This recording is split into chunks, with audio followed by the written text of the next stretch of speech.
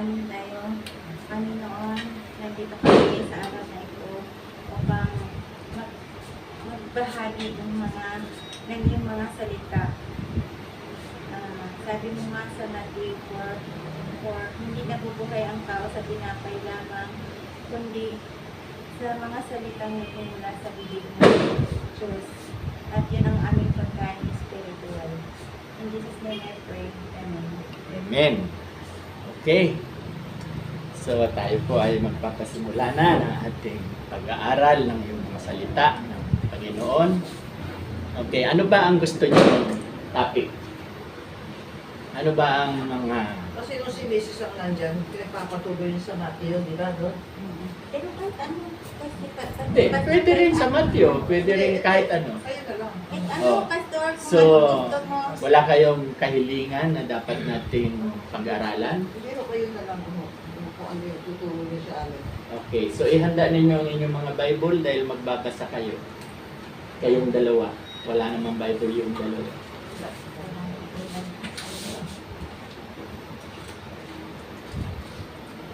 So, para sa akin kasi, ang itinuturo ko, no, para sa kaligtasan. Napakahalaga po yung alam natin kung saan ang tungo natin.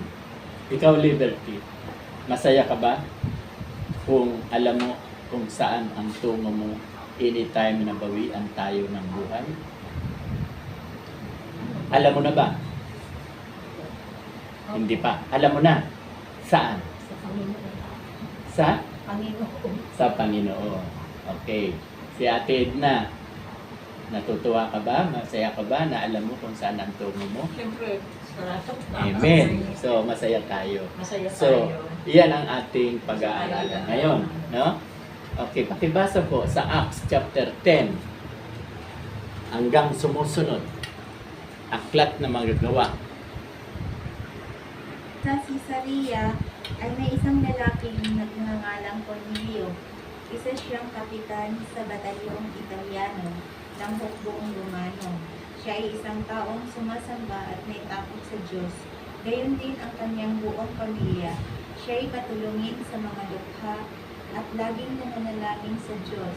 Minsan, ng bandang 3:00 ng hapon, nagkaroon siya ng isang panitain. Kitang-kita niyang pumasok ang isang anghel ng Diyos at siya'y tinawag. Cornelio! Tumingin siya at natakot na nagtanong. Ano po yun? Sumagot ang anghel. Nasiyahin ang Diyos sa iyong mga dalangin at pagtulong sa mga dukha. Magsugo ka ngayon din ng ilang tao sa Joppa upang sunduin ang isang taong nagngangalang Simon na tinatawag ding Pedro. Siya'y tama na hanggang 5. 5 lang. Ano ang iyong may explain dyan? Acts chapter 10. Gawa. 1. So 1. 10. Hanapin mo yung 10. Dito. Sa langit ang tungo nila. So, itong si Pedro, inutusan. Nagkaroon siya ng pangitain na puntahan si Cornelio. At ano ang sikreto ni Cornelio? Diba? Sabi sa talatang 2, ang sabi, isang taong masipag sa kabanalan. Ano ang ibig sabihin ng masipag sa kabanalan?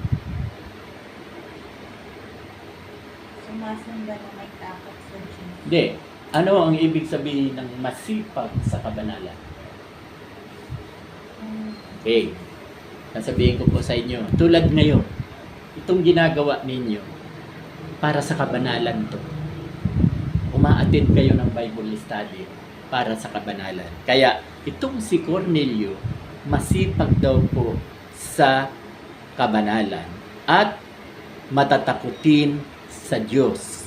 Siya at ang buong sambahayan at naglimos ng marami sa mga tao at laging nananalangin sa Diyos. So, ipinakikita ko sa inyo itong katangian ni Cornelio. Si Cornelio ay mapanalanginin. No? Ang ibig sabihin, laging nagdadasal. Dasal.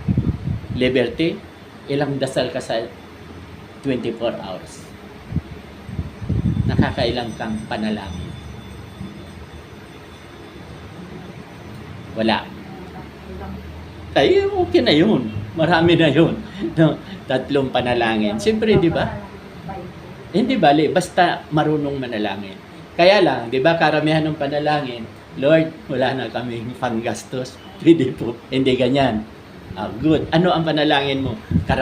Kagalingan ng karamdaman. Maaari. Pagpasalamat po sa pag-blessing mo sa umaga. Yes. Bigyan ka ng buhay. Yes. Tapos sa bilog ka ng kapatawaran sa Mm. mga nagpapindi ng tayo. So, tama po yung panalangin mo. Kasama lagi yung humingi ng kapatawaran. O, di ba? Sid na, alam ko, mapanalingin, di ba? Nananalangin ka rin, lalo na.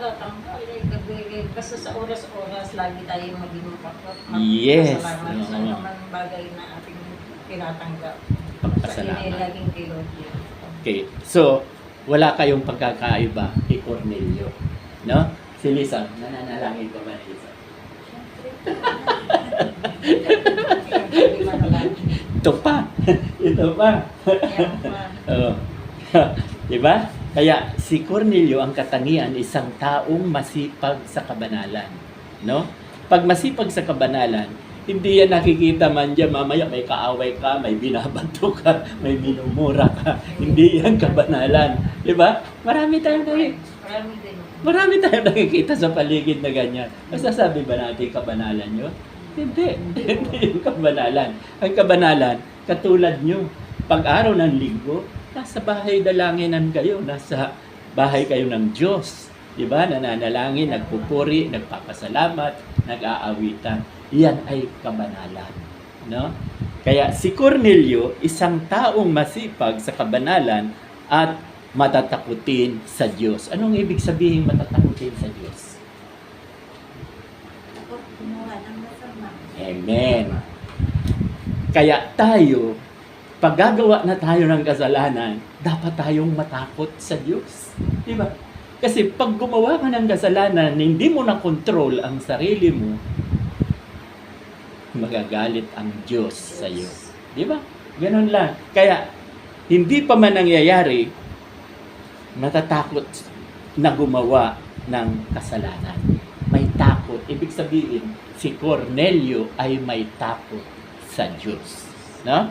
Kaya, ulitin ko, si Cornelio ay isang taong masipag sa kabanalan at matatakutin sa Diyos. Siya at ang buong sambahayan at naglimos ng marami sa mga tao. Ito ang napakagandang attitude ni Cornelio. Hindi lang si Cornelio, buong sambahayan. Ang ibig sabihin, halimbawa, ako si Cornelio, buong sambahayan kasama kong asawa ko at mga anak ko. Sa madaling salita, ugali namin ang maglimos, matulungin. Nakukuha ba? Si Cornelio ay matulungin, no? Siyempre, kapitan siya, maraming pera yan, no?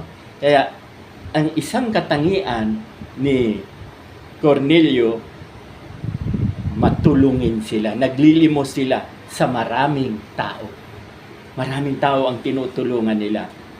Siyempre, maraming pera to. Dahil kung katulad natin, na wala naman tayong pera, paano tayo makakatulong? Di ba? Pero kung si Ate Lene, pwede.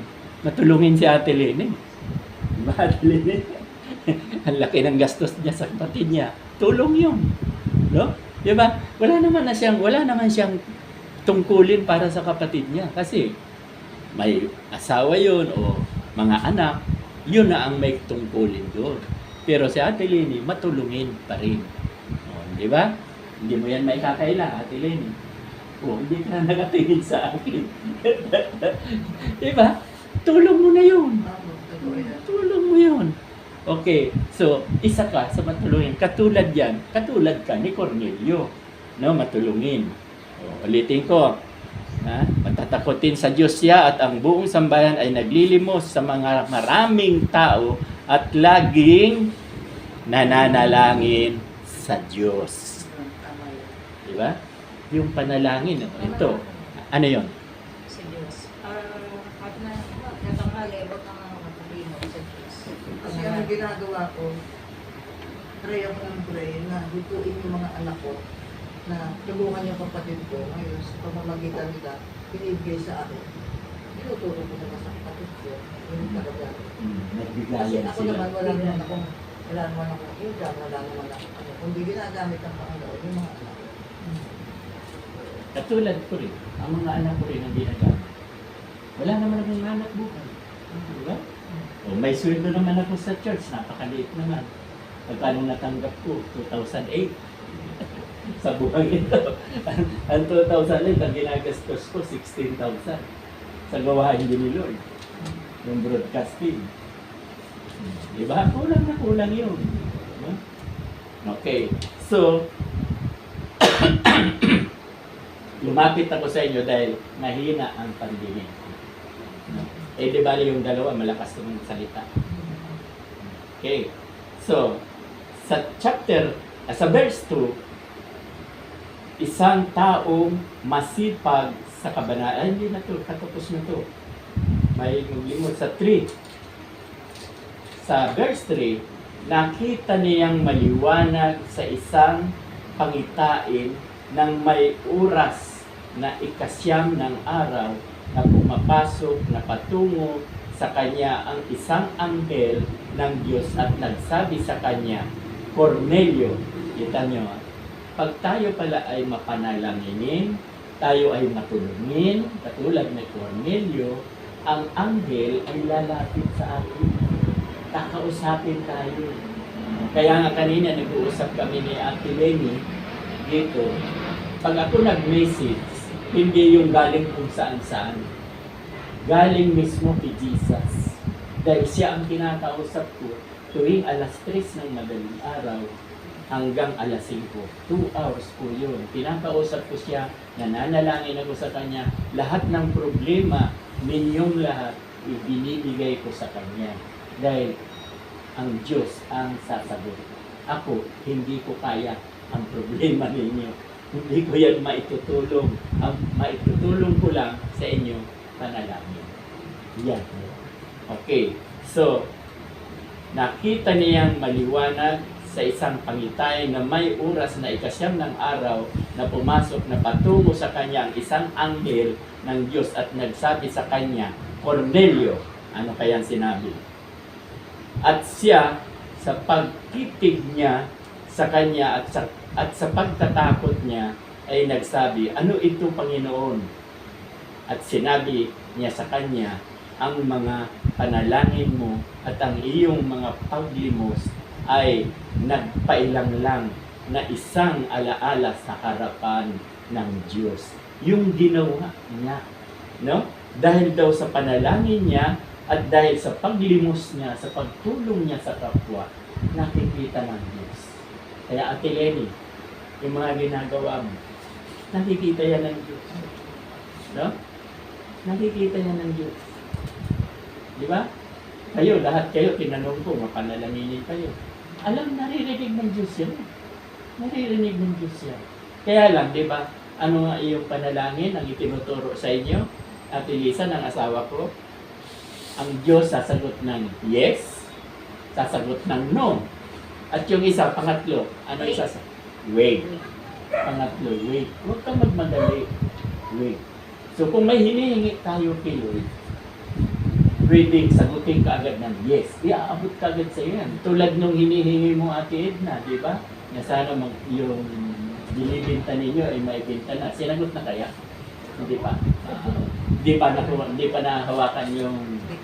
Okay, good. O sige, mag-antay-antay lang daw. Wait, di ba? Tatlo yan. Pwedeng no, pwedeng yes, pwedeng wait. Yan ang ibig sabihin ng panalangin. Okay. So, 5. Babasahin ko po sa inyo. At ngayon, magsugo ka ng mga tao sa Joppe. At ipagsama mo yung yaong Simon na may pangalang Pedro. Si Pedro po, ito po yung apostolis. Ang dating pangalan niya, hindi Pedro. Ang dating pangalan niya ay Simon. Ito pong si Simon Pedro. Hudyo. Nakuha niyo ba? Jennifer? Hudyo. Si Simon Pedro. Itong si Cornelio, Italiano, Griego, hindi Hudyo. Ito kasing Hudyo, alam niyo ba, kaya gusto kong nag-aaral ako ng Bible study, itong Hudyo, wala nang problema kasi yan. Saved na sila. Sa langit sila. Chosen. Pinili. Si Abraham, pati ang kanyang lahi hanggang kaapu-apuhan, niligtas na ng Diyos. No? They are chosen. Pinili. So, ito naman, babasahin ko sa inyo sa 5. At ngayon, magsugo ka ng mga tao sa Joppe at ipagsama mo yaong Simon na may pamagat, na may pangalang Pedro. Okay. So, si Peter kasi, actually, sa mga Hudyo ran dapat yan. Sa Hudyo pupunta para mangaral sa salita ng Diyos. Pero, itong si Cornelio, hindi dapat puntahan. Kasi hindi ito Hudyo. Si Cornelio, yung kapitan. Hindi siya Hudyo. Okay, pero pinapuntahan para puntahan siya. Sa 7, ang sabi rito sa 7, at nang umalis ang anghel, na sa kanya'y nagsalita, ay tumawag siya ng dalawa sa kanyang mga alila. No? Si Cornelio tumawag ng dalawang katulong. No? Na alila. At ng isang kawal na masipag sa kabanalan sa mga nagsisipaglingkod sa kanyang parati. Yung dalawang katulong, mayroong sundalo na kasama. Parang bodyguard. No? Para may bantay. Okay. So, pinuntahan si Pedro. Pinuntahan si Pedro. At sa 8, ang sabi rito, at nang may saysay na sa kanila ang lahat ng mga bagay, sila'y sinugo niya sa Joppe. Sinugo na yung tatlo. No? Sa 9, nang kinabukasan nga, samantalang siya'y patuloy sa kanilang paglalakad at nang malapit na sa bayan, si Pedro ay umakyat sa ibabaw ng bahay upang manalangin ng may oras na ika-6. Ika-6 ng umaga to. No? At para, anong sadya niya? Para manalangin. No? So, Ate Lini, ako na nagpasa. Ikasyam. Sa ikasampo, ang sabi sa ikasampo, at siya'y nagutom at nagnais kumain. Datat kuat, samantalang naghahanda sila, ay nawalan siya ng diwa. No? Parang hindi matay si Pedro. Siguro sa gutom. Umakyat. Alam niyo noon, bubong kasi nila, hindi naman katulad natin na tabingi, yung yero. Ang pinakabubong nila, siminto. Parang terrace, di ba? Yun ang bahay nila. Oh, diretso lang yan, nakasiminto yan.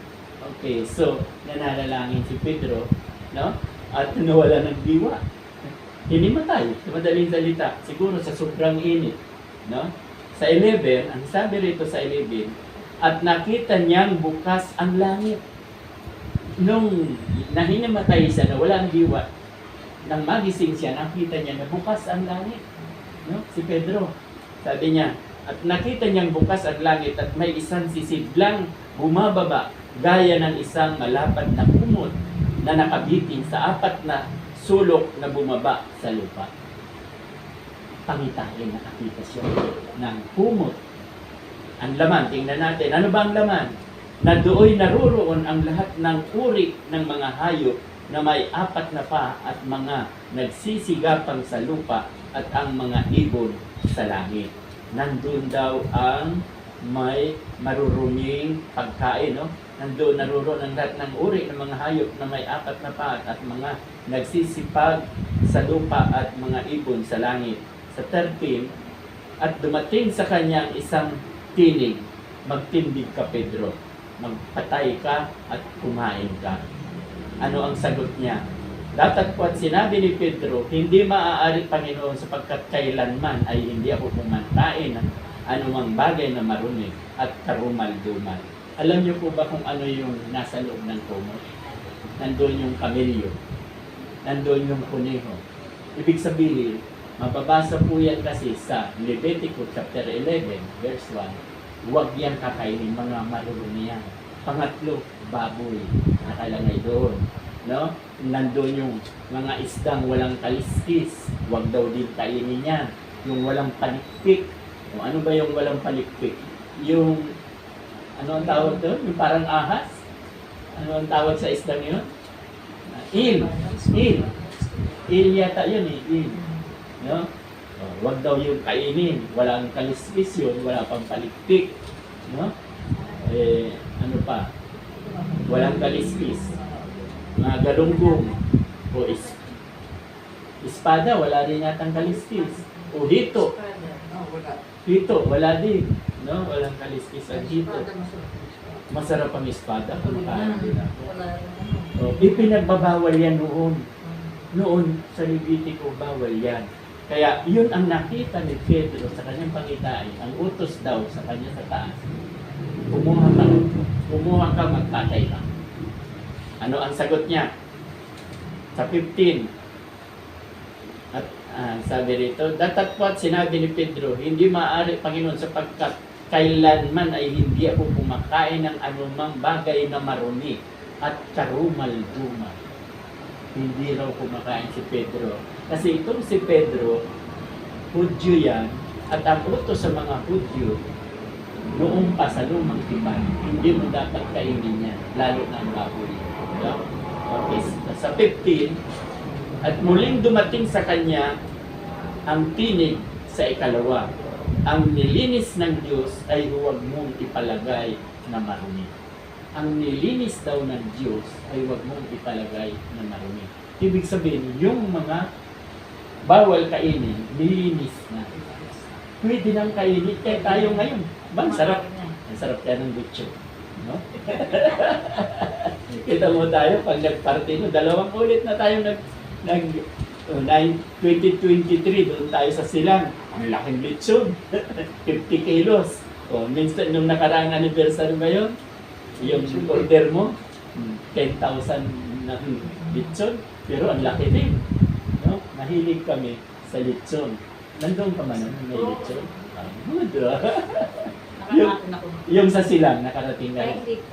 Ayun, ang laki doon. Oo, ang laki. Tapos, Ikaw ba nakarating din sa sila? Hindi rin. Hindi rin. Tapos ako, Si Beth, si... si Beth nakarating. Bininyagan si Beth eh. Tsaka si Ana. Saka ikaw. Oh, saka yung kamag-anak niya. Hmm. Ang dami natin pagkain. Oh, Oo, ang dami. Eh, 34,000 ba naman? Pagkain lang. ang dami. 34,000, hindi ko nasasabihin yung binigay ni Ate Lenny. Ayaw niyang pagsabi. Nakakagalit na naman sa akin si Ate Lenny. Okay. So, pwede na. Di ba sabi, pwede nang kainin. Okay. So, saan na ba tayo? 12, 13? Saan na ba yung binasa ko? 16. 15 ang binasa niyo. Ha? 15. 16 na. 15? 16 na. 16 na tayo ngayon. 15 na tayo ngayon. Tapos na. Ah. 16. Kaya datapwat sinabi ni Pedro, hindi maaari, Panginoon, sapagkat kailanman hindi ako kumakain ng anumang bagay na marumi at karumal-dumal. So 15. At muling dumating sa kanya ang tinig sa ikalawa. Hindi pa rin niya pinansin. No? Ang nilinis ng Diyos ay huwag nang ipalagay na marumi.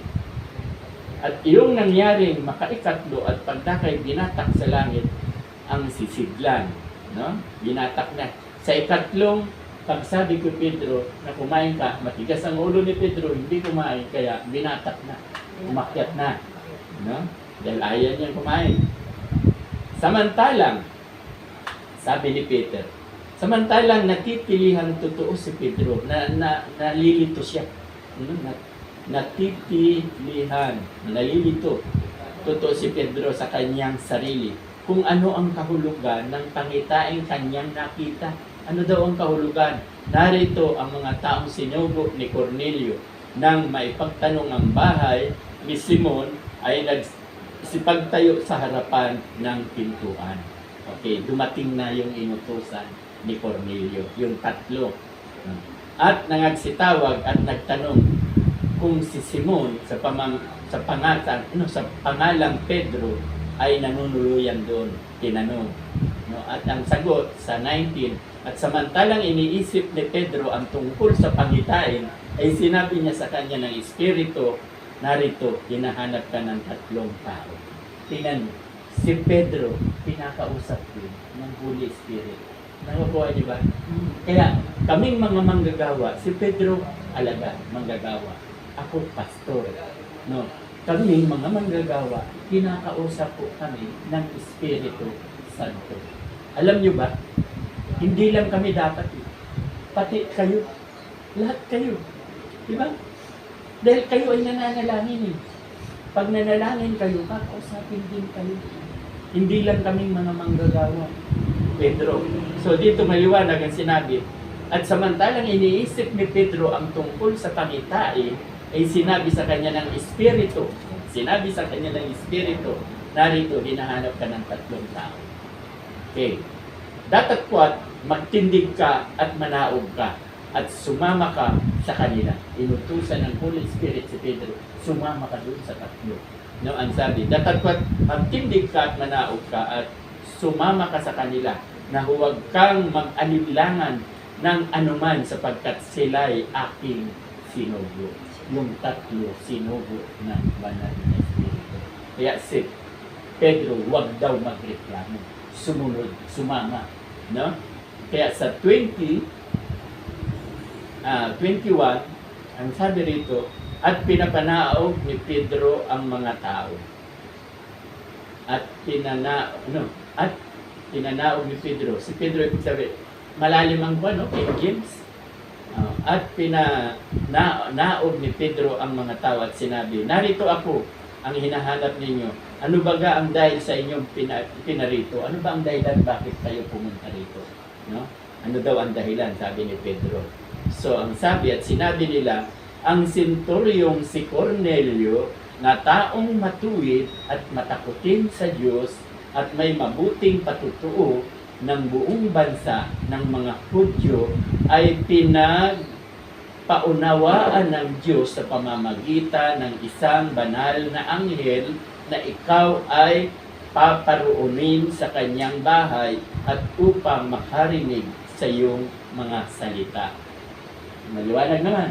Yung pala ay si Pedro kakaunin ng 3 para dalhin kay Cornelio para magpaliwanag si Pedro, no, ng kanyang mga salita ng Diyos. Sa 23, ang sabi rito, kaya't sila'y pinapasok at pinatuloy sila at nang kinabukasan nagbangon siya at umalis na kasama nila. Kinabukasan umalis at siya'y sinamahan ng ilang kapatid na mula sa Joppe. No, sa 24, at nang kinabukasan nagsipasok sila sa Cesarea at sila'y hinihintay ni Cornelio na tinipon nito ang kanyang kamag-anakan at ang kanyang mga kaibigang minamahal. Ano na naman ang magandang ginawa ni Cornelio sa binasa ko? Ano ang napansin niyo? Ate Lisa, ano ang napansin mo? Yung bababasa ko. Diba? At yung 24, Sa 24, ang sumunod na araw dumating sila sa Cesarea. Naghihintay na sa kanila si Cornelio pati ang kamag-anak at malalapit na kaibigan ng kanyang inaanyayahan. Naghihintay sila Cornelio. ha? Naghihintay. Ano ang magandang ginawa ni Cornelio? Yan ang application niya. Inaanyayahan niya yung mga 25. Sinalubong ni Cornelio si Hindi, Pedro. sa 24, huwag muna sa 25. Ano ba ang nakita mong magandang halimbawa na ginawa ni Cornelio? Kaya yan, pag nagbabasa tayo, dapat may explanation. Okay, so ako na mag-i-explain. Na? 24.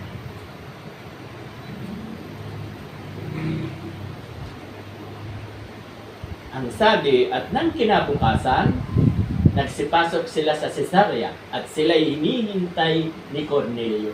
Si Cornelio naghihintay, no? Na tinipon nito ang kanyang kamag-anakan. Ito, parang katulad ni Lenny. Ate Lenny. Ate Lenny, narinig mo? Parang ikaw.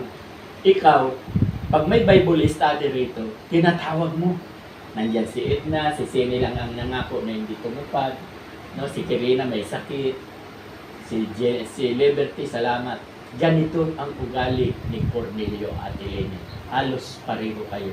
Noon umaabot tayo rito ng 15, 12.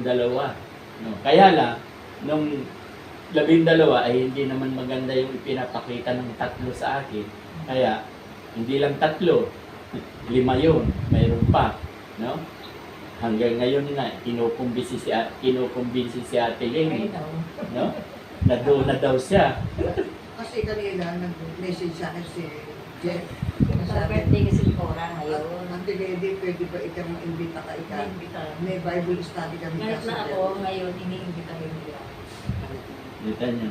Talagang Birthday ni Cora, ay sabi ni Jeffrey, sama mo na lang si sinabi sa akin si Eddie. Pero aatin muna kami dito. Bago Sa kanila. ngayon, yung bahay ngayon ni Cora, bago yung restaurant ni Jeffrey na, alis na. Parang ako pa hindi mo maggagawa ng kantin. Di ba gagawin yung simbahan daw yun? Hindi na simbahan. Hindi plano na kainan. Restaurant Parang na. tatayo na restaurant. Okay. Yun. Kaya sabi niya, sasarap yung nagdama ni Cora, sasarap ang tao. Kaya Okay. ako'y isang pagkagaling dito. Punta ka doon. Kaya sabi ko kay Sally, umatin muna tayo ng Bible study dito sa na wala namang masama sa ano. Wala Ako masama. talaga iniimbita, oo, kabilin-bilinan. Sige ka ko, malaan mamaya. Oh, may oras pa naman. Oo. Mga 10 minutes tatapusin ko na para- Pagkagaling nga dito, yun ang uunahin namin dito. Kaya ako naman yung nagsasabi sa Okay. kanila. Oh, wala pong problema po. So, at sila hinihintay ni Cornelio na tinipon nito ang kanyang kamag-anakan. No? Kamag-anakan ni Cornelio, tinipon. No? At ang kanyang mga kaibigan, tulad ni Lynn, kamag-anakan. Ang kuwan nga noon, may kasama pa siyang kamag-anak dito, si Carlo. Kamag-anak mo yun, asawa ni Carlo. Si Mira. Hmm. Si Mira. Diba? si- Oo. Siniraan. Alam ko na mga story. Okay. Si Ako, kahit na ikaw, kapit ako doon, alam ko na kung ano talaga ang At sa akin, walang problema. Oo. Dahil, word of Kaya God, sinasabi ko nga, oo, salita ng Diyos. Yun ang mahalaga dyan. pero sa ikaw, umatin mo sa ito, basta unahin natin ako sa Okay. So, natinipon nito ang kanyang kamag-anakan. hindi ko lang alam si Semi, birthday matura kayo. birthday ni Cora. Kasi Lisa na buti. Ewan ko lang kung ano, pero kabili-bili na niya, parang hindi na pa atin yung Beijing. Kung malaki ang tampo pa ito Sino malaking pamilya? ang hindi mo pwedeng blacklisted na si Cora sa bagay ni Benji. Hanggang bakod na lang siya. Galit na galit si Benji tayo. Kasi ang ano ni Benji, pag may pera si Cora, sa iba siya, na pag walang kay Lisa, nakikitulog, nakikikain, gano'n, gano'n. Pag may pera, ang layo na ikad sa kanila. Nalaan ni Benji na gano'n ang ginagawa. Kaya sabi niya, gusto ngayon, Lisa, hindi na pwedeng ano yan. Hanggang dyan lang siya sa labas, hindi na siya pwedeng pumasok sa malaki ang galit ni Benji. Nagkaroon pala ng problema. Kaya pala nang tinanong ko nandun kaya tinanong ko, ay break muna kami. Sabi ni Lisa. Break muna kami. Nagsumbong sa akin si Lisa. Tapos si Benji yung kausap. Nakatae na. Hindi na pwede yan sa amin. Bibilang pagtatanong yung pangaro niya kung ano gusto mong ulam, lahat ng pinakisama namin sa kanya. Pagdating ng pag siya meron, ang layo ng niya. Diba? Hindi pa niya. Kaya parang nakauhan sila. Okay. So sa 25, dahil malapit na tayo matapos, at nangyari na pagpasok ni Pedro ay sinalubong siya ni Cornelio at nagpatira pa sa kanyang panan at siya ay sinamba. No? Ano ba nagpatira pa? Yung lumuhod na nakadapa. Na nakadapa. Patira pa ang tawag po dyan. No? Pero ang sabi ni Pedro, sabi niya, tumindig ka, ako'y tao rin katulad mo. Di ba? Grabe ang pagkalan talaga ni Cornelio. Kasi alam niya si Pedro, ay alagad ng Diyos. No, kaya sobra ang paggalang niya. No? Alam niyo sa totoo lang, di ba noon nga, di ba Ate Lene, wala akong bukang bibig sa atin. Hindi ako talaga tumatanggap ng sweldo. Ang bukang bibig ko, irespeto lang ako. Respeto lang. Igalang lang ako. Masaya na ako. So, yun nga po. Di ba? Pero di ba, daming lumapastangan. Pinastos ko. Ang daming bumasto sa akin, pero hindi ko sila pinatulan. Hindi ko pwedeng Walang patulan. po yung pastor. Oo, kaya nga. So, pero ngayon, kumukuha na ako ng sweldo dahil malaki ang binabayaran ko sa broadcasting. Pinaliwanag ko na. Maliit naman ang kumukuha si Pastor. Hindi katulad ng mga si Jeffrey, ang lalaki ng sweldo nila. Pinakamahina niya, 5,000. 7,000. But may 6. Hindi pa nakontento. Hindi ko na-compare. Pagkatapos hindi pa ako Si ginamit. Mira kasi Mira. Kaya umalis na niya yung tropa ni Anton. Gawa niya, kaya umalis yung tropa ni Christy. Gawa niya. Saka yung pamangkin ko. Gawa niya. Hindi tama yun. Okay, so sa 27, dito na ako magtatapos. At sa pakikipagsalitaan niya sa kanya ay pumasok siya sa kanyang naratnan ang maraming nagkakatipon. Kaya si Pedro, masaya siya, tuwang-tuwa siya na maraming naghihintay. Nandun yung kapitbahay, nandun yung mga kaibigan ni Cornelio, at si Cornelio, pamilya ni Cornelio. Sama-sama po sila doon. Kaya ito ay nakaka-encourage, nakakahamon sa bawat isa sa atin. Kung halimbawa naman, si Liberty gusto magpa-Bible study, ganun din ang gagawin mo. Mag-aanyaya ka. Wala namang masama. Kasi dito, Friday tayo. Sa inyo, kung gusto nyo ng Martes, pwedeng ganyan. Pwedeng Merkulis. Kasi, nauntian pa ako. Isa lang ito eh. Dati nga, 2. Pero dito noon, 2, di ba? Merkulis, Biyernes, nandito tayo. Kaya lang, gusto ko rin naman yung sa ibang lugar naman. Sa ibang lugar. Kasi pwede. Kasi ganito ang aking... Sa ilang panahon, napaka-iwan. Kasi ganito ang aking mithiin talaga. Ang mithiin ko, ang layunin ko, maligtas ang marami. Kaya di ba, Liberty, tinanong kita, saan ba ang tungo natin pag binawian ng buhay? Nasa tayo sa iyo. Pero hindi pa tayo babawian. Hindi pa. Matagal pa. Matagal pa. Saan may ako pa niya? Sa tapusan. Ay, oo. Katapusan ngayon. Katapusan. Kaya may Ako, traffic. Ayun. traffic. Kaya napapunta ako Ah, dito. yung Dami ng tao. nag-precision sila. May pray na. May ano sila ngayon pala. Okay. Kaya pala may putok. Kaya may Kanina pa yan. kanina pa. Ngayon sunod-sunod baka Kaya nandiyan nung na palabas sila. nung lumabas ako eh. Okay. Marami nang So, mayroon ba kayong katanungan? Wala akong ibang mithiin. Gusto ko maligtas ang marami. Kasi, di ba, nasabi mo nga lang kanina, may nagsasabi raw na ang Diyos lang ang nakakaalam kung maliligtas tayo.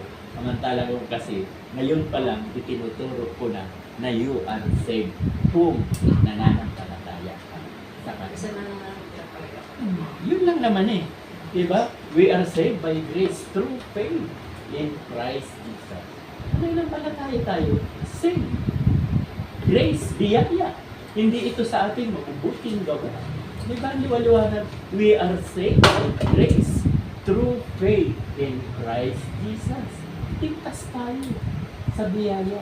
Sa pamamagitan ng pananampalataya mo, pananampalataya mo, naligtas tayo sa biyaya.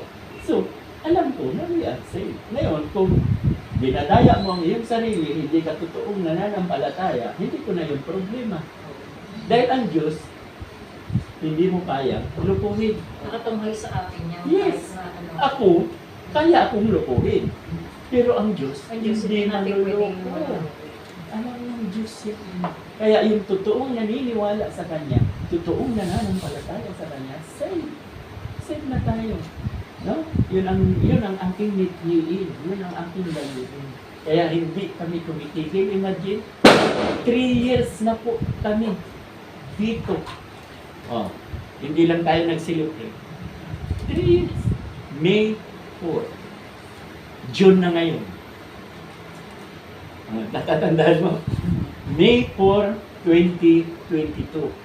Kung alam ko yun, hindi ko na sinabi sa'yo na 3 years na tayo. Kasi yung first year anniversary natin, may kainan tayo dito. Hindi ba nakaapit pa kayo ng birthday ko, 17 years old? Doon pwede ko.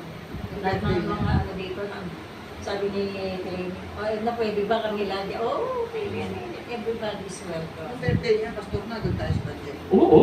17 Sarap years ng old. pagkain. Diba? Medyo Lahat nga, ano, umuulan-ulan pa doon eh. May take out pa kami, binigyan nyo pa. hindi ko Ano din ba si Oli? Ano ba si Oli? siya na gano'n. Saka sila, Lahat. Si- Basta kompleto. si Connie, no? Connie. Ang dami niya. Kuni ba nagluto, no? Oo. Si Kuni. Oo. Sarap ang luto si Kuni. Sarap. Okay. ang masarap pagluto, lalo na yung spaghetti. Oo. Saka yung banana cake. Mm-mm. Okay. So, matagal-tagal na rin pala tayo nagsama.